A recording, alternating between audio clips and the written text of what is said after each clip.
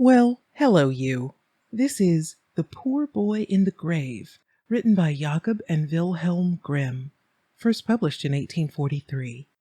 Narrated by C.L. Hinton, artwork by Colin Miles. There was once a poor shepherd boy whose father and mother were dead, and he was placed by the authorities in the house of a rich man who was to feed him and bring him up. The man and his wife had, however, bad hearts, and were greedy and anxious about their riches, and vexed whenever anyone put a morsel of their bread in his mouth. The poor young fellow might do what he liked. He got little to eat, but only so many blows the more. One day he had to watch a hen and her chickens, but she ran through a quickset hedge with them, and a hawk darted down instantly and carried her off through the air. The boy called, "Thief! Thief! Rascal!" with all the strength of his body. But what good did that do? The hawk did not bring its prey back again. The man heard the noise and ran to the spot, and as soon as he saw that his hen was gone, he fell in a rage and gave the boy such a beating that he could not stir for 2 days. Then he had to take care of the chickens without the hen, but now his difficulty was greater, for one ran here and the other there. He thought he was doing a very wise thing when he tied them all together with a string, because then the hawk would not be able to steal any of them away from him. But he was very much mistaken. After 2 days, worn out with running about and hunger, he fell asleep. The bird of prey came and seized one of the chickens, and as the others were tied fast to it, it carried them all off together, perched itself on a tree, and devoured them. The farmer was just coming home, and when he saw the misfortune, he got angry and beat the boy so unmercifully that he was forced to lie in bed for several days. When he was on his legs again, the farmer said to him, "Thou art too stupid for me. I cannot make a herdsman of thee. Thou must go as errand boy." Then he sent him to the judge, to whom he was to carry a basket full of grapes, and he gave him a letter as well. On the way, hunger and thirst tormented the unhappy boy so violently that he ate 2 of the bunches of grapes. He took the basket to the judge, but when the judge had read the letter and counted the bunches, he said, "2 clusters are wanting." The boy confessed quite honestly that, driven by hunger and thirst, he had devoured the 2 which were wanting.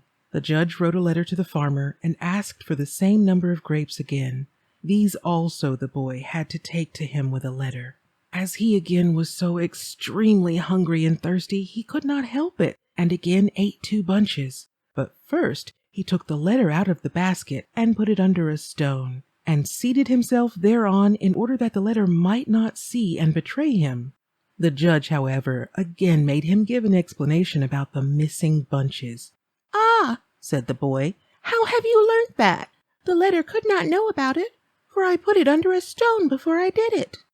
The judge could not help laughing at the boy's simplicity, and sent the man a letter wherein he cautioned him to keep the poor boy better, and not to let him want for meat and drink, and also that he was to teach him what was right and what was wrong. "I will soon show thee the difference," said the hard man. "If thou wilt eat, thou must work, and if thou dost anything wrong, thou shalt be quite sufficiently taught by blows."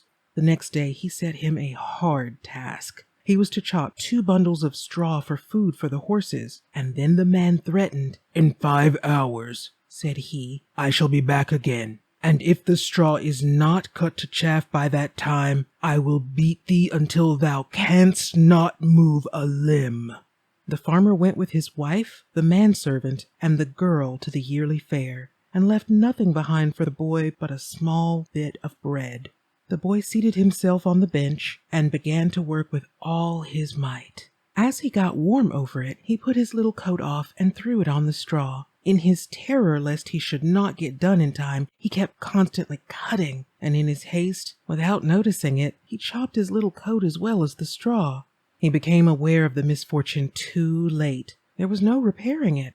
"Ah," cried he, "now all is over with me. The wicked man did threaten me for nothing.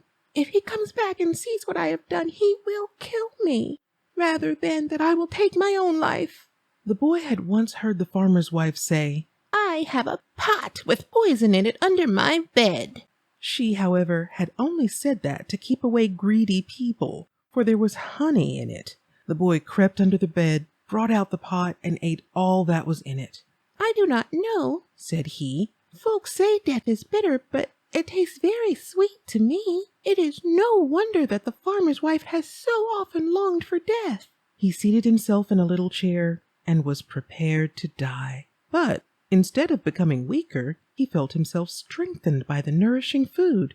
"It cannot have been poison," thought he. "But the farmer once said there was a small bottle of poison for flies in the box in which he keeps his clothes. That, no doubt, will be the true poison and bring death to me." It was, however, no poison for flies, but Hungarian wine. The boy got out the bottle and emptied it. "This death tastes sweet too," said he. But shortly after, when the wine began to mount into his brain and stupefy him, he thought his end was drawing near. "I feel that I must go die," said he. "I will go away to the churchyard and seek a grave." He staggered out, reached the churchyard, and laid himself in a newly dug grave. He lost his senses more and more. In the neighborhood was an inn where a wedding was being kept. When he heard the music, he fancied he was already in paradise, until at length he lost all consciousness. The poor boy never awoke again. The heat of the strong wine and the cold night dew deprived him of life, and he remained in the grave in which he had laid himself. When the farmer heard the news of the boy's death, he was terrified and afraid of being brought to justice indeed. His distress took such a powerful hold of him that he fell fainting to the ground. His wife, who was standing on the hearth with a pan of hot fat, ran to him to help him. But the flames darted against the pan. The whole house caught fire, and in a few hours it lay in ashes. And the rest of the years they had to live, they passed in poverty and misery, tormented by the pangs of conscience. The end.